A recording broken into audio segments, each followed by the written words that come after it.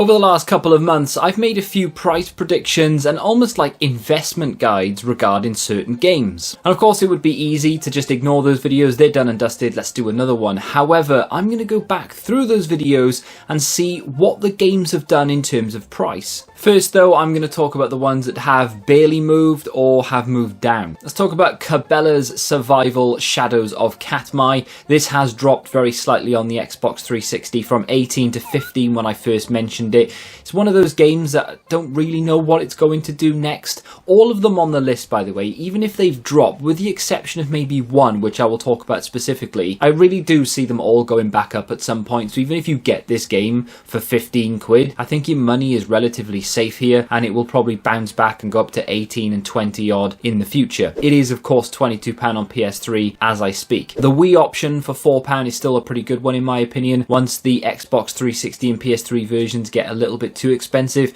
people will probably look and turn to the Wii and wonder why it's so cheap. WWE 2K17, it is a little early in the day to be talking about a sports game, but I'm going to have to do it. So this has dropped from 8 to 6. I do know a little bit about the patterns of sports games as well, having just compiled a list of very valuable sports games. The link for that list, by the way, in the description. As this is the last wrestling game on the system, this will absolutely go up in price again. Don't worry about it. It's just a case of waiting for it to just creep up. The Back to the Future series spans across 4 or 5 different platforms, and the majority of them, I would say, have actually dropped by about £2. The PlayStation 4 version has dropped from 45 to 40. This isn't too much of a concern for me. In fact, if anything, it's a bit of a blessing. So a lot of people will think, well, he owns every game on the list, he's going to bump all these up, they're all going to go up in price because everyone's going to go and buy them, and then he can sell them off and make some money. That is a good idea, to be fair, but I'm not going to do it because I don't own these games. The Back to the Future series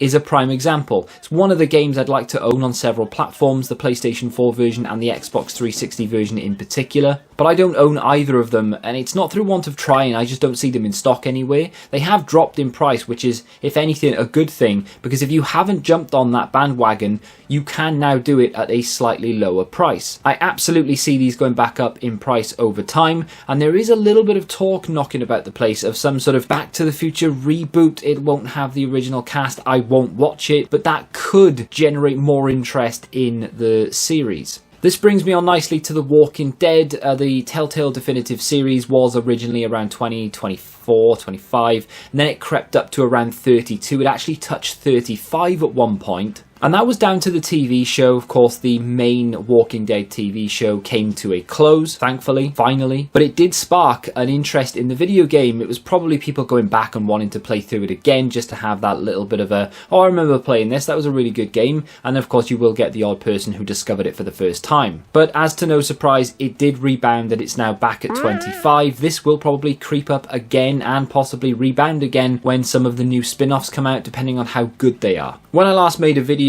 about games I think will go up in price, because they're not investment guides, I'm not a financial guru or indeed an expert in video games, they're just the patterns that I see, so I'll let you know what I'm thinking. And the PS Vita was in a little bit of an ascendancy, if you will. It was getting a lot of attention, people were buying them back again, me included of course, and the prices were spiking. They have dropped slightly now, because there are 2 games on the PS Vita on this list, first of which is going to be Assassin's Creed. There are of course 2 Assassin's Creed games on the Vita. The one that I mentioned was around 12, it's now 10, which I think is a very good price to pay. The other game is Football Manager 2014, which was 8, went up to 12 and now is back at 10, which again I still think is a pretty good price. You don't find these games in the wild. I don't think I've ever found a Vita game in a boot sale, so going to CEX and paying 10 quid for either of these games, not bad. Now the other thing worth mentioning is Need for Speed Carbon was on my list, and the reason I put it on the list was because of Need for Speed Most Wanted. How does that make any sense? Well, Need for Speed Most Wanted is a pretty expensive game, or at least it was. It was touching 40 quid at one point, I think 38 was the peak. With that game being fairly expensive for an Xbox 360 game, so people would likely turn their attention to Carbon being the next best one, and in my opinion actually a little bit better than Most Wanted, or at least the one that I enjoyed the most anyway. But with that that being said, Carbon was at around £10. It's now dropped to 8, and I fully believe that that is because Most Wanted has dropped from 38 to 30. I'm not sure why this is, and to be fair, I'm not complaining because I still don't own Carbon or Most Wanted. I can't find them in good enough condition to pick up. So I'm not really sure what Most Wanted is going to do in the future. It may drop even more, and to be fair, because I don't own it, I kind of hope it does. But Carbon for £8 seems like a bargain. Other games to drop are Tony Hawk's American Wasteland. This has only dropped by £2 from 12 to 10. Still a bargain in my opinion because it is the best Tony Hawk game since the originals. Again, my opinion, but that's just how I feel about it. Did kind of enjoy Proving Ground as well actually, but American Wasteland for me was just top tier. Bully is a bit of a surprising one on this list because I actually thought that this was going to go up above £20 quite quickly. It's down at 12 now, so it was 18 on the Xbox 360 when I originally made the video 3 months ago, I think. It's dropped by £6, which is good for those who don't own it, not necessarily good for those who do, but if you do own it, I'm guessing you probably don't care too much about the value. It is a very, very good game that is highly unlikely to ever get a sequel. This will go up again over time. If you can find it for 12, I think that's a very good price. Two games now that haven't moved. They are exactly the same price as they were 3 months ago. The first one is Blur on the Xbox 360. I originally said I didn't enjoy this game, and what I meant by that was compared to the other races that came out at the time, Split Second for example, I think that came out of more or less exactly the same time as Blur. I didn't play Blur as much as I did Split Second. So it's not that I didn't enjoy it necessarily, I just didn't give it enough time. It's still £6, very good price for an Xbox 360 racer, which apparently a lot of people loved. The other game is the Yakuza Remastered Collection on the PlayStation 4. This is £18 in CEX. I managed to pick it up for a touch lower than that. Well, actually a lot lower than that. It was under a tenner on Vinted. And I'm sure you could probably do the same as well. Will this go up in the future? Probably, to be fair. And it is a very good price for 3 very good games. But eBay, Vinted, and even places like boot sales, I think you may find it cheaper than CEX. Mario Smash Tennis on the Wii U is a game I have to mention, but to be honest, the Wii U is a very confusing platform. I've been hearing for years now that you need to jump on the Wii U because they are going to spike in price. And if anything, they just seem to come down all the time. I always look at Wii U prices and I'm thinking, wow, that is cheap. I'll get that because it's going to go up in price. I haven't picked up a Wii U game for a while because I'm really confused as to what the platform is going to do next. If you have a theory, let me know in the comments. So £8 for this game isn't bad, but I don't really see it moving anywhere anytime soon either. With the exception to one game that I am going to talk about specifically in just a second because I'm very confused as to what this is going to do next, everything else on this list has now gone up in price. Some not by much, some by a considerable amount. The first of which is going to be Tekken Tag Tournament 2 on the Xbox 360. This has only gone up by £1, but to be fair, it's going to keep creeping because it's a very good game on a platform that is steadily increasing in price now. The Xbox 360, the PlayStation 3 as well. Now is the time to jump in on these, and you can see it in the figures as well. The prices are moving and they're all going up. There are 4 Zelda games on the 3DS. And with the exception of one, the other 3 have all gone up in price. This could very well be down to the new game on the Switch, and I did mention it when I originally made the video. However, one of them, I think Majora's Mask, has gone up by £5, Ocarina of Time is up by a couple of quid, and the weird one that I can never remember the name of went from around 8, maybe even less than that, up to 15. That was a pretty significant jump. Take that with a pinch of salt. Like I said, it could very well be down to the Switch version coming out, but at the same time, definitely something to keep an eye on. DuckTales on the PlayStation 3 is one that's sort of flip-flopping quite a lot. This is now up to 35. When I originally made the video, it was 30. It did drop to 28 at one point, at least that I remember, but now it's back up to 35. Where will it go from there? Honestly, I don't really know with this one, but it is definitely one of those games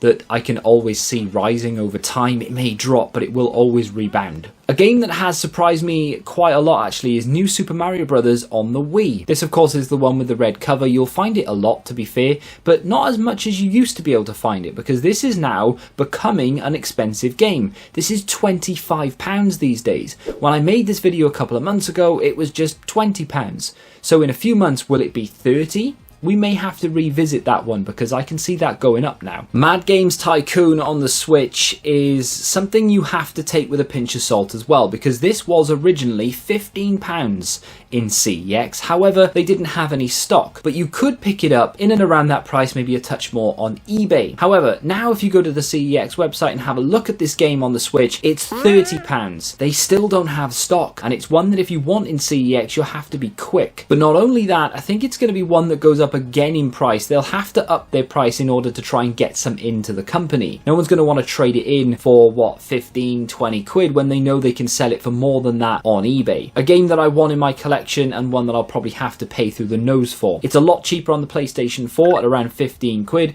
and at one point it was 28, and in fact even more than that when I originally first found it. The harder it becomes to find on the Switch, the more likely the PlayStation 4 version is to rise, so £15 for this game on the PS4 I think is actually a pretty good deal. Is it a good game? I've got no idea because I still haven't played it. If you have, let me know what it's like in the comments. Omerta City of Gangsters is a game I absolutely love, and finally this has gone up in price. It was £6 when I picked it up. To be fair, I saw it for £4 before that as well, so it did creep up slightly before I managed to get my hands on it.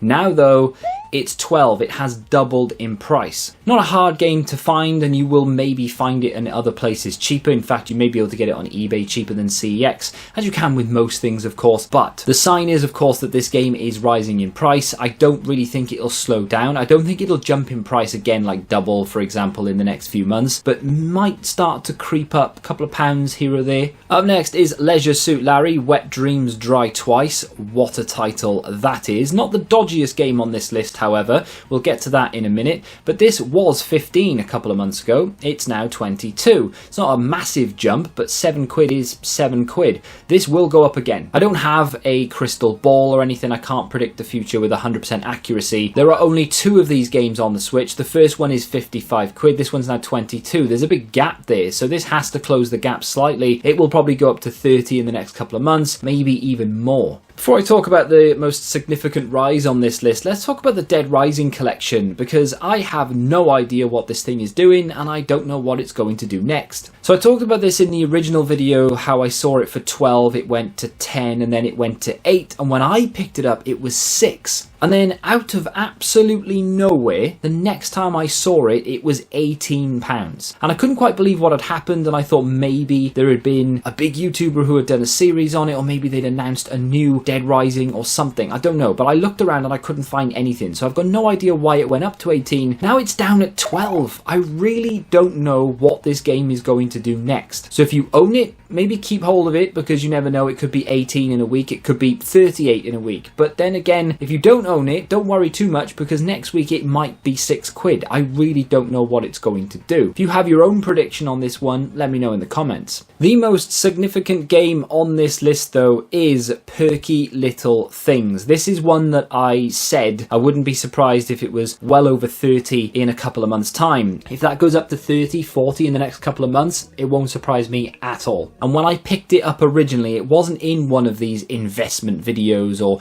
games I think is going to go up. It was just in one of my series videos. I picked it up because it was cheap. It is a very, very unique game, and I'm a bit of a perv. So essentially this is some sort of point and click pornographic mystery reveal thing. It's very strange. It's over the top graphic. You can put a censored mode on it if you want to. It does kind of defeat the purpose of the whole game, but it's there if you need it. But this was 20 quid when I picked it up. It went up to 22 by the time I'd even managed to make the video. And here we are, this game is £32. Do I see it coming down? In all honesty, no. This game would not have had a big print run, I said this originally, and it is one of the most unique games on the Switch. Switch games are very weird compared to other platforms, and of course a new Switch console being announced may alter some of these prices for the better or worse, whichever way you look at it, but these games don't tend to drop in price. Once a Switch game goes up, it doesn't really tend to come down. I mean, it can happen obviously, but it doesn't happen that often. And especially with first party titles like Mario games and such, this This is Super Mario 3D All-Stars, a game that I cannot tell you how much I regret not buying when I first saw it at 45 quid. It went up to 50 quite quickly, and then it stayed at 55 for a long time. And I have seen it on Vinted for about 50, and I've been tempted to buy it a few times, but all of a sudden, out of nowhere, the spike has happened. People have warned me about it as well. I need to buy this sooner rather than later. It's out of print. It's a Mario game. It's only a matter of time before this skyrockets,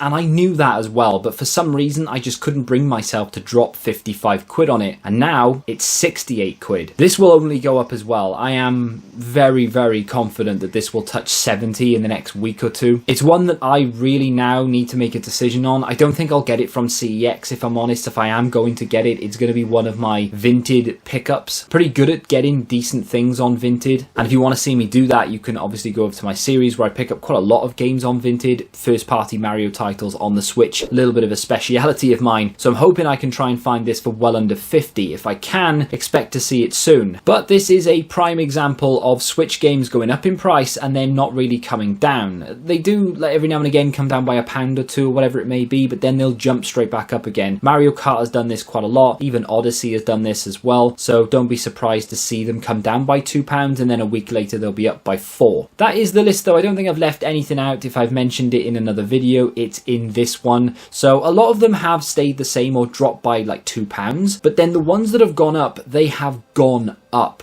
Perfect time for you to go and pick up the ones that haven't moved yet, because I honestly think it's only a matter of time. Dead Rising collection aside, no idea what's happening with that game. Let me know what you think of any of these in the comments. Do you predict them to go up anytime soon because of any particular reason? If you want to check out a series video where I actually picked up a Vinted deal, you can click here. And until the next time, goodbye.